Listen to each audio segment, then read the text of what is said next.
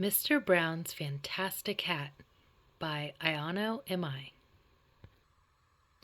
Mr. Brown lived alone. People were frightened of him and stayed away.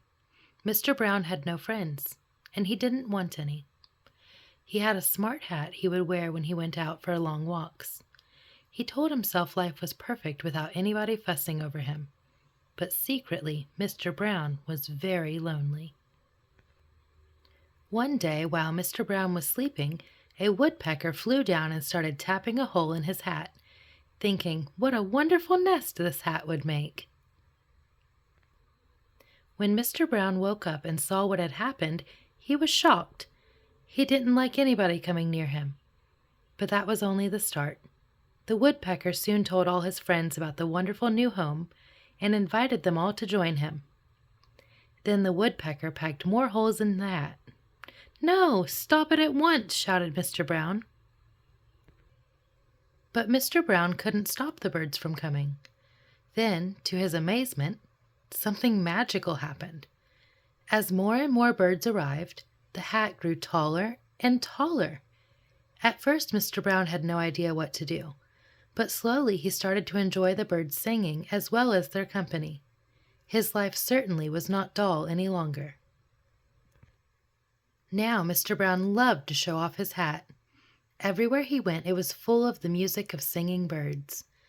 Other people thought this was a wonderful idea, and they started to copy Mr. Brown. Soon everyone began to wear very tall hats. But the birds preferred to stay with Mr. Brown, no matter how hard people tried to persuade them. Sometimes they all went down to the beach, and Mr. Brown would look out over the sea as they flew above him. One cold autumn morning, Mr. Brown woke to take food out to the birds, only to find they had all flown away. He felt very sad. Why would they leave him? Would he ever see his friends again? Maybe his life would be quiet once more. But he missed his new friends.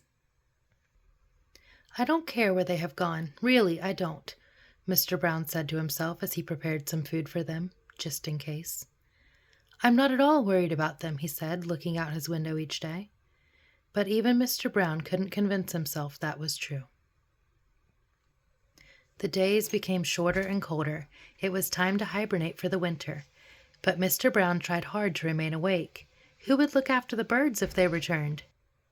Eventually his eyelids closed and he fell into a deep, deep sleep. Snow gently fell and everything was quiet.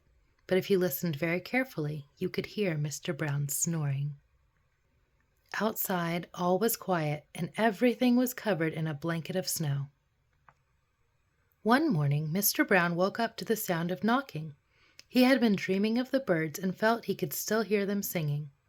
The knocking seemed to be coming from outside. He opened the door, and what did he see? It was spring, and there was the woodpecker again. While Mr. Brown was sleeping, his hat had grown roots and become a tall tree with branches and fresh new leaves. The birds had spent the winter in warmer lands and had now returned to their home. Mr. Brown was so happy to see his friends. At least he could admit this was better than being alone.